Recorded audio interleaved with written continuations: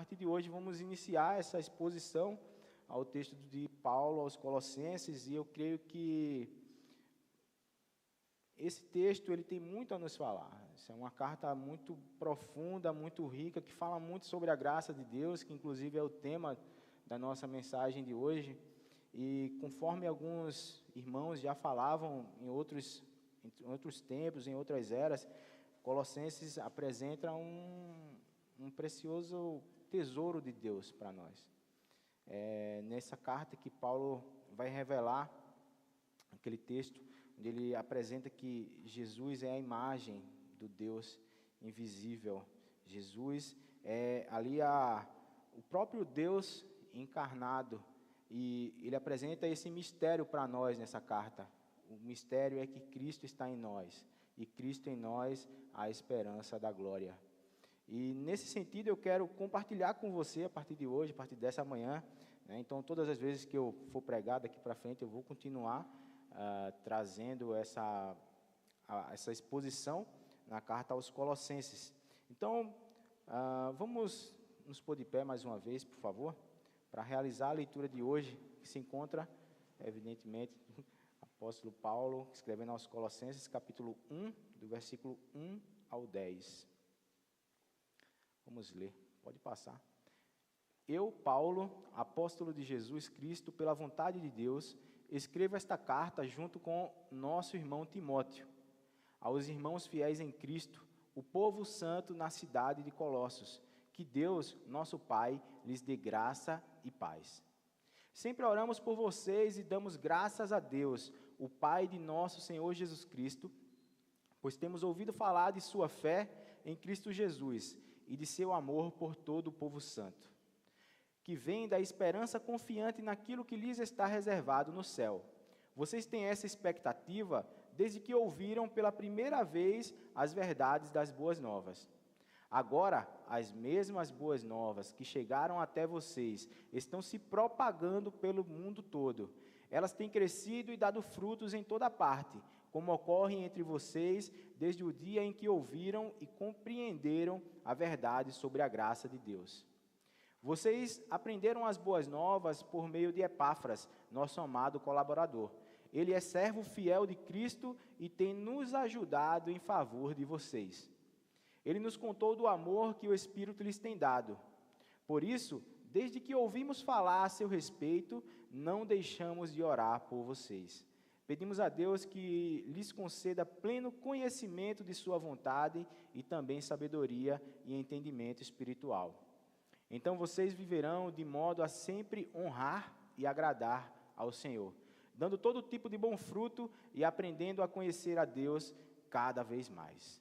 Vamos orar mais uma vez. Senhor, te agradecemos pela palavra lida e rogamos ao Teu Espírito, Pai, que nos dê entendimento necessário, dê entendimento ao Teu povo a partir da reflexão que será aqui realizada, Pai. Usa Teu servo que está aqui diante da Tua palavra, com a consciência limpa e com o desejo de entregar tão somente a Tua palavra, Pai. Nos abençoa nesta manhã por meio da Tua palavra. Em nome de Jesus. Amém. Podeis assentar, irmãos.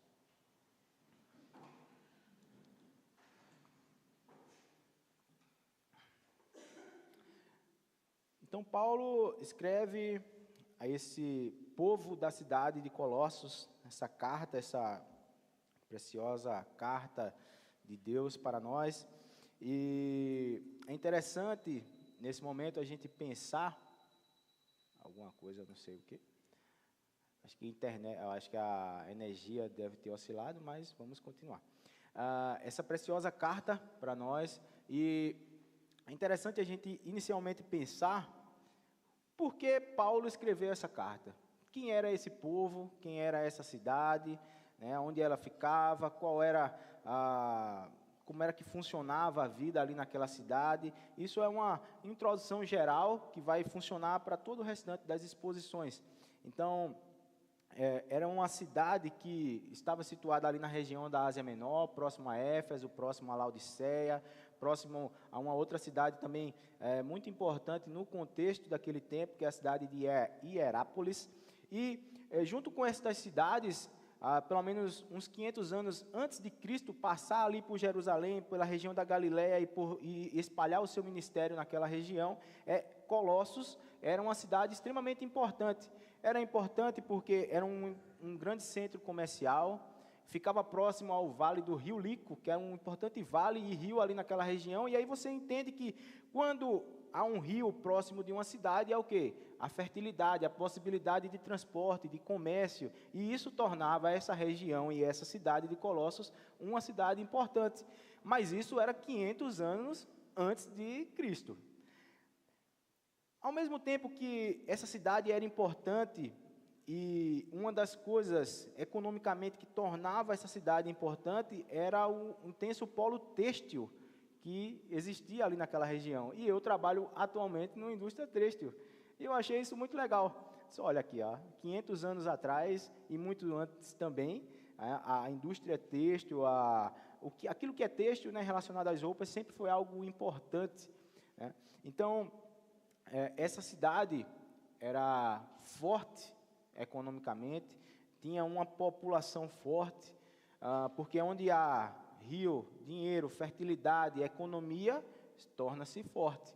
Porém, era uma cidade também que enfrentava constantemente diversos problemas geográficos, no seguinte sentido, diversos problemas relacionados ali a abalos sísmicos, né, terremotos, chuvas muito fortes, e sempre que acontecia esses eventos, em nível até catastrófico, acabava com a cidade. E aí o que é que acontecia?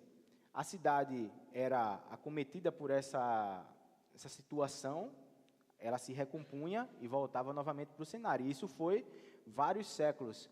Porém, no período que Paulo escreve essa carta, que é aproximadamente ali, já no fim do seu ministério, no momento em que ele está preso, no ano 60, 64, os estudiosos, alguns concordam com a data, outros com outra, mas isso não importa tanto o ano exato em que a carta foi escrita. O que importa para nós é que historicamente é comprovado que foi no período em que Nero era imperador, e Nero foi imperador romano entre 60 e 64, antes de Cristo.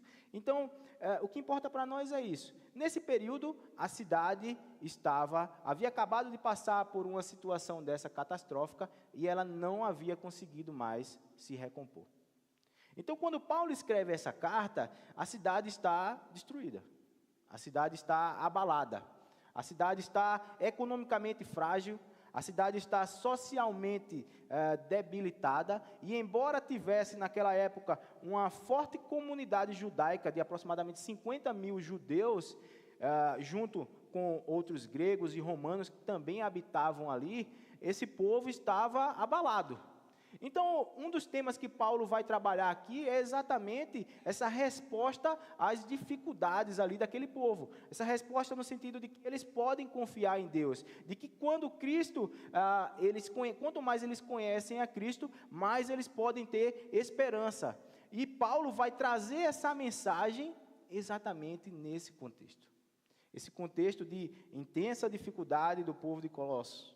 Era uma cidade que outrora era muito rica, mas no momento em que a carta é escrita, é uma cidade que está muito fragilizada, pobre, e onde a pobreza impera, a desesperança também costuma aparecer. A ansiedade e os problemas emocionais que nós enfrentamos hoje, eles sempre existiram, e eles certamente também estavam lá. E as pessoas da cidade de Colossos precisavam ouvir essa mensagem. E é interessante que, acompanhe comigo aí a partir do versículo 1. Paulo se apresenta como o escritor da carta. Eu, Paulo, apóstolo de Jesus Cristo. Eu, Paulo, apóstolo. Paulo, o homem que havia perseguido, que havia infringido ali o direito e a liberdade dos primeiros cristãos, que estavam presentes no momento em que Estevão se tornou ali o primeiro mártir da igreja, e ainda com aquele desejo odioso pelos cristãos, foi alcançado por Jesus. E agora ele se apresenta como apóstolo de Jesus. E isso é muito significante porque nesse momento da vida de Paulo, Paulo encontra-se preso. possivelmente na primeira ou na segunda prisão ali em Roma, ele escreve essa carta, estando na prisão, estando em momento de dificuldades. Aí aquele que era perseguidor, agora está sendo também perseguido, e mesmo preso, vai continuar afirmando: Deus me chamou, me separou por meio da vontade eterna dEle, para crer em Jesus e anunciar a Jesus. Então, ele se apresenta como apóstolo pela vontade de Deus. Ele está escrevendo essa carta. Pela vontade de Deus significa que ele foi usado pelo Espírito Santo para enviar essa mensagem ao povo de Colossos. Ele foi usado pelo Espírito Santo para declarar as verdades de Deus àquele povo, para declarar a soberania de Deus àquele povo, para declarar que Jesus é o Senhor exatamente a esse povo fragilizado. Porque diante de um povo fragilizado e que acabava de perecer ali diante de coisas que eles não podiam prever, de coisas que eles não podiam remediar, de coisas que eles não podiam resolver. Qual é a mensagem que importa? A mensagem da esperança. E é essa mensagem que Paulo começa aqui a apresentar, que ele, apóstolo de Cristo, de Jesus Cristo, envia essa carta, juntamente com o seu querido amado Timóteo. Timóteo, extremamente importante na vida de Paulo, e Paulo, extremamente importante na vida de Timóteo. Nós, recentemente, terminamos as nossas EBDs a respeito da igreja, né? E a última mensagem foi exatamente na segunda carta do apóstolo Paulo a Timóteo. Timóteo, esse jovem que também havia conhecido o evangelho e a graça de Deus, vem de família gentílica, ou seja, grega, e ouve essa mensagem a partir da sua família, e essa mensagem vai ser confirmada por Paulo depois, e ele se torna ali um seguidor de Jesus, estando junto com Paulo. E nesse momento, estando com Paulo, escreve esta carta. E essa carta foi escrita para o povo de Colossos, a quem Paulo vai apresentar como irmãos fiéis em Cristo. Mesmo em meio àquelas dificuldades, eles permaneceram fiéis. Interessante que Paulo, ao longo da carta, vai tratar de uma heresia, de um problema teológico que acontecia naquela época, e a gente vai chegar lá. E o fato dele apresentar esse povo como irmãos fiéis em Cristo, dá peso, dá confiabilidade, dá fé que eles possuíam. E ele prossegue: os irmãos fiéis em Cristo e o povo santo da cidade de Colossos. Então, duas características importantes aqui a ressaltar. Era um povo fiel e que Paulo apresenta como povo santo, ou seja, como povo que faz parte do povo de Deus. Então, temos diante de nós esse registro de que esse povo que enfrentava intensas dificuldades permaneceu fiel a ponto de ser descrito como o povo santo de Deus, a quem Paulo endereçava essa carta. Eu fico pensando, o que Jesus vê quando nós estamos passando por dificuldades? Será que nós, diante de Deus, também apresentamos essa fidelidade? Também apresentamos essa característica de santidade quando estamos passando por essas dificuldades, e inclusive dificuldades que nós temos experimentado na nossa vida aqui como igreja. Não apenas dificuldades na nossa casa, no nosso trabalho, em outras situações, mas especialmente no meio da nossa igreja. Eu penso que essa mensagem vem exatamente para edificar, para confirmar a necessidade que nós temos de nos manter fiéis a essa palavra. Nos mantermos fiéis e santos e buscando cada vez mais a santidade, independente do momento difícil que nós temos passado. As dificuldades, elas provam a nossa fé, para que essa fé, sendo provada, possa ter um caráter aprovado. Então, dessa forma, a partir do versículo 3, né, tendo essa breve introdução aqui, e esse início da carta, Paulo começa a expor ali as suas ações de graça a respeito desse povo. Olha, nós não cansamos, nós não paramos de de dar graças a Deus por vocês, povo de Colossos. E eu fiquei pensando, eu disse, Jesus, obrigado, porque eu creio que nesse intuito que nós temos, e nesse desejo que nós temos buscado de permanecer fiel, de permanecer santo, apesar da dificuldade, nós temos experimentado a graça de Deus. Então, é sobre isso que eu quero pensar com você, sobre essas verdades da graça de Deus. A partir aqui do versículo 3, Paulo, então, continua: sempre oramos por vocês e damos graças a Deus, o Pai do nosso Senhor Jesus Cristo. Sempre oramos porque vocês são um povo que apresentaram fidelidade. Sempre oramos porque vocês são um povo que apresentaram, no meio às dificuldades de vocês, a santidade. Sempre oramos porque ouvimos falar da fé que vocês têm. Sempre oramos porque vocês permaneceram íntegros, apesar dos problemas pelos quais vocês têm passado. Sempre oramos porque eu sei e tenho o conhecimento que a cidade de Colossos, a cidade de vocês está devastada. A cidade de vocês, além de devastada pelos problemas geológicos que assolam a terra e fazem parte da vida humana, também é assolada pela perseguição do imperador. Então, mesmo assim, nós oramos e agradecemos a Deus, o Pai do nosso Senhor Jesus. E aqui Paulo apresenta essa importante característica de Jesus: Ele é Filho de Deus. Isso era necessário ser dito, porque, como eu comentei anteriormente, havia uma heresia a ser tratada ali. Havia um problema teológico que Paulo inicia já tratando, apresentando essa característica a respeito de Jesus. Jesus é o Filho de Deus, não há discussão quanto a isso.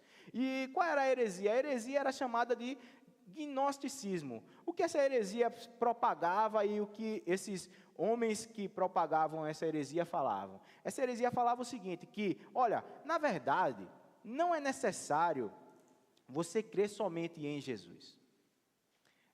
Porque nós, os gnósticos, temos um conhecimento superior, conhecimento misterioso, elevado, que vocês não possuem para poder alcançar a salvação. Gnose, que é a base dessa palavra, significa conhecimento.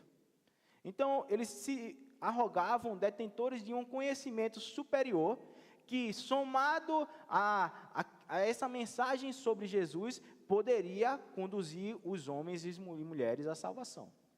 Porém, Paulo começa afirmando para nós: Jesus é o Filho de Deus. Então nós damos graças a Deus por meio do nosso Senhor Jesus Cristo, pois temos ouvido falar da sua fé em Cristo Jesus. Então note que há uma diferença sutil, mas há. No primeiro momento em que Paulo se refere a Jesus, ele fala Jesus Cristo. No segundo momento, ainda no versículo 3, ele fala Cristo Jesus. Por que essa diferença? É o seguinte, você vai entender. Quando ele fala sobre Jesus Cristo, ele está falando da natureza divina de Cristo. Jesus é o Filho de Deus. Quando ele fala Cristo Jesus, ele está falando da natureza soberana de Cristo, no seguinte sentido: olha, Cristo é o Senhor de vocês. Cristo é o Rei e Senhor de vocês. Então, no primeiro momento, Paulo apresenta esse Jesus que é Filho de Deus. Mas esse Jesus que é Filho de Deus também é Senhor sobre vocês. Então, o raciocínio é esse. Olha, nós damos graças a Deus porque ouvimos falar da fé de vocês e essa fé de vocês é no Filho de Deus. Mas entenda, esse Filho de Deus em quem vocês têm fé também é o Senhor de vocês. Então, por essa razão, vocês não podem dar ouvidos ao que esses homens aí estão propagando, ao que esses homens estão aí falando a respeito desse tal conhecimento superior, misterioso, que é necessário para levar vocês à salvação. Agora pense, isso parece com algumas coisas que a gente ouve falar no nosso tempo. Ontem, passou um carro aqui na rua, quando a gente veio trazer as coisas lá da atividade das crianças, 6 horas, passou um carro. Não vou falar qual foi a igreja, mas ela falava assim, ó, o anúncio, falava assim, ó: venha para o grande encontro. Apresentaremos para você a gota milagrosa que vai resolver os seus problemas. Foi isso? A gotinha. Eu disse, Cátia, até o Zé Gotinha está aí. O Zé Gotinha está participando desse negócio. Meu Deus, até o Zé Gotinha se rendeu. É isso? Saiu da campanha lá da vacina e foi agora para a religião. Olha que loucura. Venha, vamos apresentar a você a solução. A solução agora é o Zé Gotinha. Vai vacinar todo mundo. Meu professor de história da igreja, professor muito querido, com quem aprendi muito, chamado Ricardo Barbosa, ele infelizmente faleceu durante o período da Covid. Ele falava o seguinte: as heresias não tem nada de novo. Todas as heresias são colocadas num prato, dentro do micro-ondas e requentada. Não existe nenhuma heresia nova. Então, o que a gente ouve falar hoje, na verdade, é só um aprimoramento do que já aconteceu. E é interessante que, para essas mesmas heresias que nós ouvimos hoje, a palavra é a mesma. Jesus é o Filho de Deus, e quando você crê que Jesus é o Filho de Deus, Ele também é seu Senhor. Por isso que Paulo traz essa distinção, que é sutil, mas importante nesse contexto. Nós não deixamos de dar graças a Deus, o nosso Pai, por meio de Jesus, mas lembrem-se que esse Jesus também é Senhor de vocês.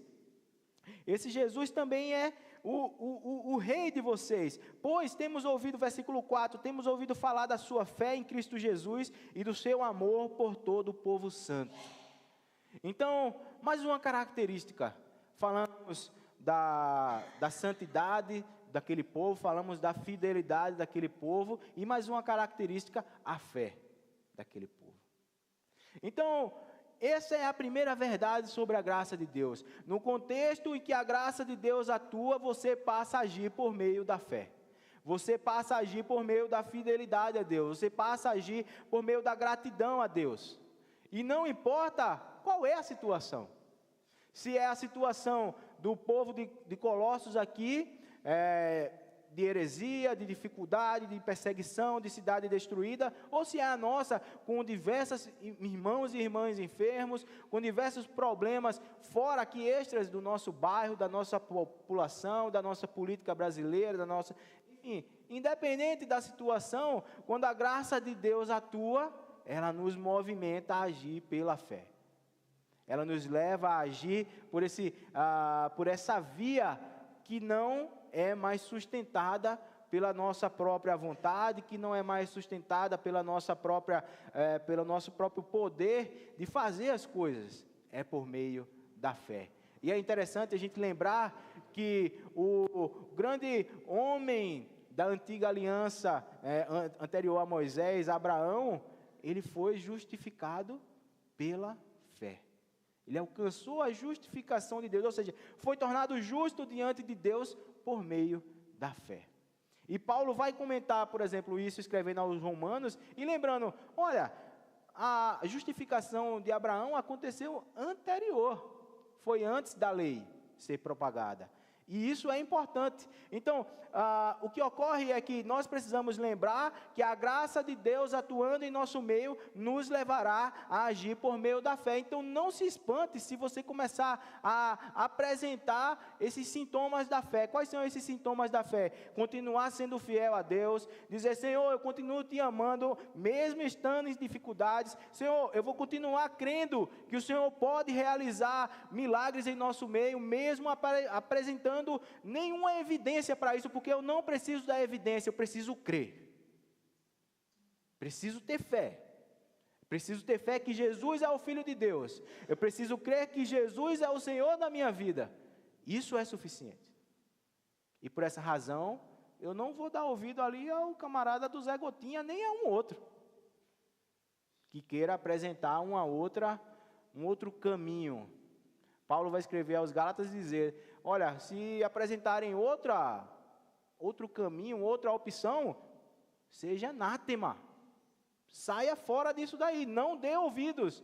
Porque a partir do momento que você dá ouvidos, mas é só uma mensagem, mas é só um um livro. A partir do momento que você lê e que você ouvir, e aquilo começar a, de certa forma, fazer sentido, você vai começar a questionar o poder do Evangelho. Você vai começar a questionar o poder de Jesus. É o poder de Jesus mais. Não, não é o poder de Jesus e mais, é o poder de Jesus e ponto final. Não tem mais. Não tem menos. Cristo é suficiente. A palavra é suficiente. Embora não tenha, muitas vezes, evidências, como Elias também não tinha, mas ele começou a ver ali, de repente, uma nuvem. E nós precisamos agir dessa maneira, pela fé. Para que possamos alcançar isso que Paulo fala a respeito da igreja de Colossos. Esse caráter de fidelidade, de santificação, de fé. Versículo 5 nos fala que essas características que esse povo possui vêm da esperança confiante que lhes está reservada no céu. E que essa expectativa nasceu, ou seja, foi gerada a partir do momento em que eles ouviram a verdade das boas novas. E aí eu pergunto a você, você lembra do quanto você já foi transformado por meio dessa verdade? Do quanto essa palavra já transformou você a um ponto de você se ver, dizer, oh, nossa, eu sou irreconhecível, essa pessoa aqui é completamente diferente daquela que era anos atrás. Esse pensamento aqui é completamente diferente daquele que eu tinha anos atrás. Porque quando você ouve essa verdade, o Espírito Santo lhe confronta e te faz pensar. Ora, opa, estou errando. Porque, escrevendo aos Romanos mais uma vez, Paulo vai falar, olha, a nossa consciência, ela é provada pelo Espírito. O Espírito testifica ao Espírito. Então, nós não somos acusados pelo que o povo fala. Antes de que alguém fale que nós estamos errando, o próprio Espírito vem em nós e nos lembra, olha, você está errado. Você precisa se arrepender. Você precisa mudar esse comportamento. Você precisa mudar esse pensamento. Você precisa mudar essa palavra. E isso, aqui no contexto da cidade de Colossos, né, no contexto da carta, representa exatamente essa oportunidade que o povo tinha de permanecer em transformação. Não se render a essa heresia, não se render às perseguições. Ou seja, manterem-se fiéis. Porque essa expectativa gera essa esperança. Esperança de uma realidade futura que é superior, que nós conhecemos e já sabemos como eternidade. É o local onde Deus habita, é o local onde Cristo está assentado à direita de Deus, é o local onde que nós herdaremos e passaremos com Deus o restante de todo o tempo da eternidade. É o local em que Cristo fala para nós, olha, eu vou lá preparar para vocês, vou lá cuidar para vocês, para que vocês ouçam e sejam transformados pelo Evangelho, porque esse Evangelho precisa ser pregado, esse Evangelho precisa ser propagado. Então, como essa mensagem a respeito das boas novas chegou lá na cidade de Colossos? Por meio de Epáfras, a quem Paulo vai falar e vai comentar que era um servo fiel de Cristo. Um servo fiel do seu Senhor, um servo fiel do Rei dos Reis, um servo fiel daquele que é o único digno de ser adorado. Chegou por meio de Epáfras. Lembra que eu falei que tinha uma comunidade de judeus? Então, eles já tinham um conhecimento a respeito de Deus, mas eles conheciam a lei. E agora foi apresentado por meio de Epáfras a salvação proveniente por meio de Jesus. Por meio da crucificação e da ressurreição de Jesus. Então, Paulo comenta, olha, como essa mensagem chegou até vocês, gerou essa expectativa, gerou essa esperança, a fé que vocês receberam, essa mensagem que vocês receberam, tem dado fruto, porque ela também não está só em vocês, ela é uma mensagem que está se espalhando. E da mesma maneira que chegou a Colossos, chegou ao restante do mundo, chegou até nós e nós continuamos espalhando essa mensagem. Então perceba que, de certa forma, estamos inseridos ainda dentro desse contexto, no seguinte sentido: precisamos continuar propagando essa mensagem. Se é uma mensagem que gera esperança, se é uma mensagem que conduz a um caráter de fidelidade, se é uma mensagem que fala sobre a necessidade de manter-se fiel em meio às provações e às dificuldades, precisamos propagar essa mensagem. Hernandes Dias Lopes fala que nós temos duas razões para estudar o livro de Colossenses. A primeira é que, temos uma necessidade muito urgente, que é devido à circunstância em que se encontra o nosso mundo. Ele vai falar que precisamos nos posicionar como igreja diante da hostilidade do mundo. E por essa razão, essa é uma razão clara da necessidade do estudo. A segunda é que precisamos enfrentar as heresias, precisamos combater essas heresias por meio da palavra de Deus.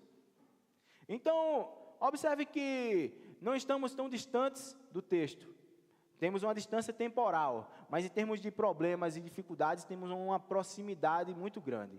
E para esse contexto e para essas dificuldades, a resposta da palavra de Deus é clara: fé, santidade, busca por Deus, crer que Jesus é o Senhor. Então, a primeira verdade a respeito da graça que eu compartilhei com você é que a verdade nos conduz a viver por meio da fé. A segunda verdade é que essa graça é uma graça que é possível você ouvi-la e compreender também. Observe aí comigo no versículo 6.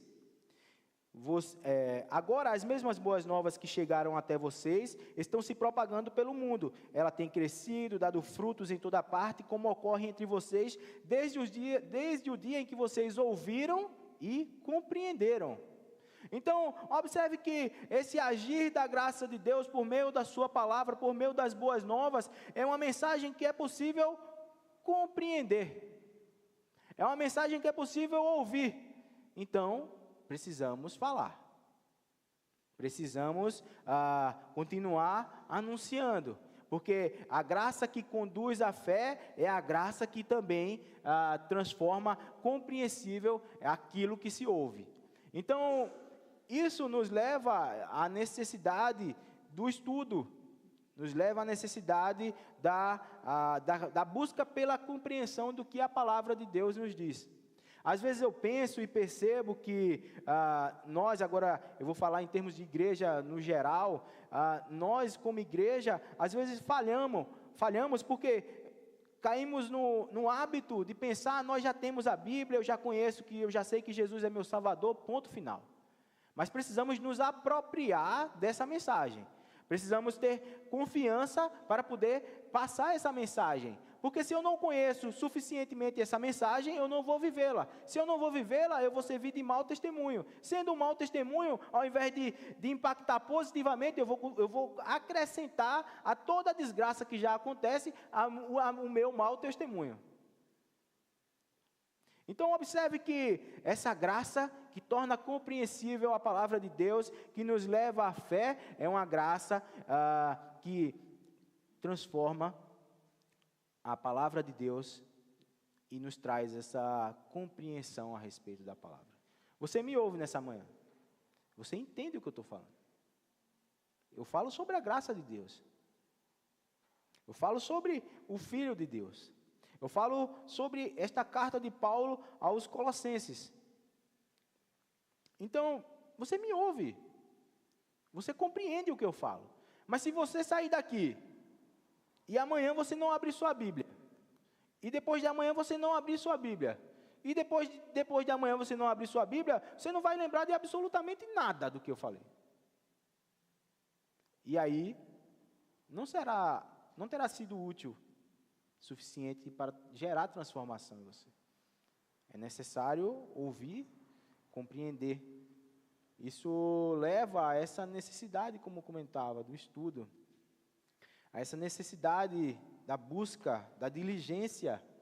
Porque se os problemas exigem de nós respostas e nós nos voltamos para a palavra, e a palavra responde para nós, essa compreensão vem por meio da leitura, vem por meio do estudo, vem por meio da dedicação. Porque como qualquer outro texto, outra disciplina que você vai estudar, vai exigir de você diligência naquilo que você faz, disciplina. Para você aprender qualquer outra coisa, você precisa se dedicar, você precisa estudar.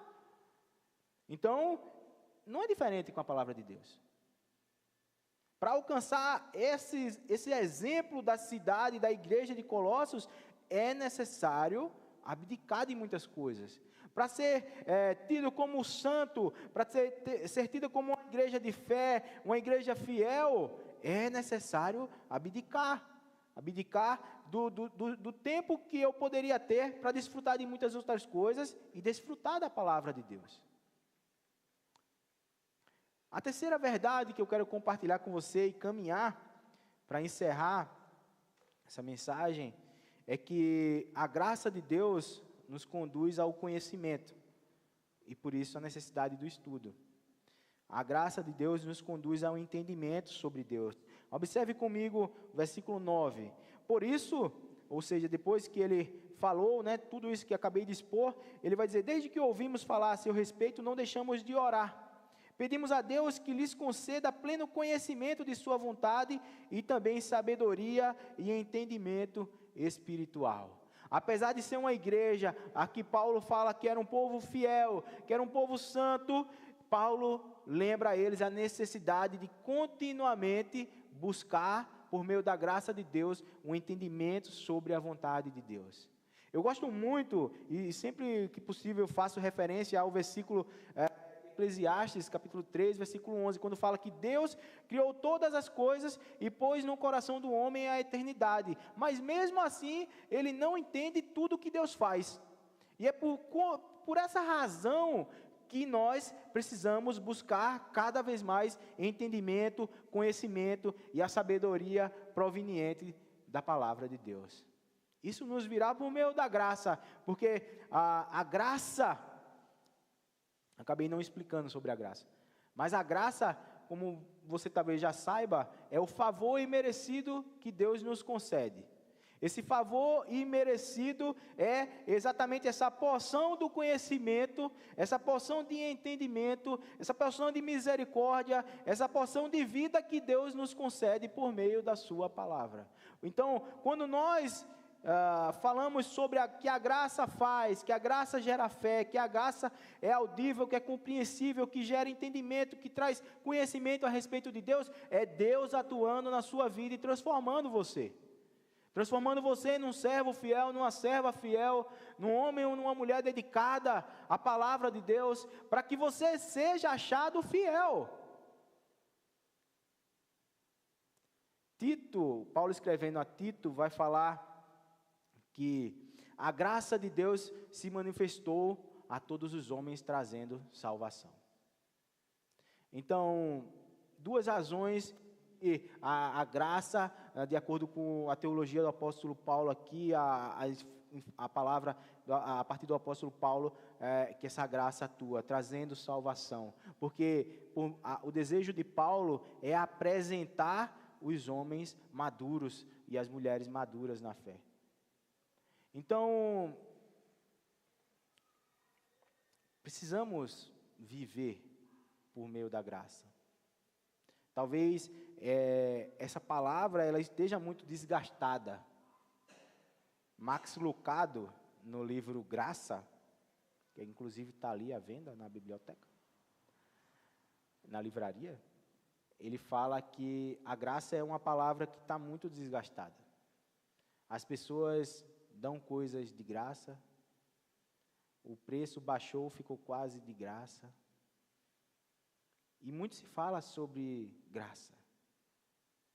E nós constantemente também falamos, graças a Deus, graças a Deus, graças a Deus. Que possamos refletir a respeito dessa graça. Possamos buscar em Deus um entendimento a respeito dessa graça. que essa mensagem seja completada no seu coração por meio da graça de Deus. Nós vamos cantar uma das músicas dos hinos que mais me anima, e que é o hino que a Cleusa mais gosta do HCC, que é Maravilhosa Graça. Vamos nos pôr de pé para louvar o Senhor.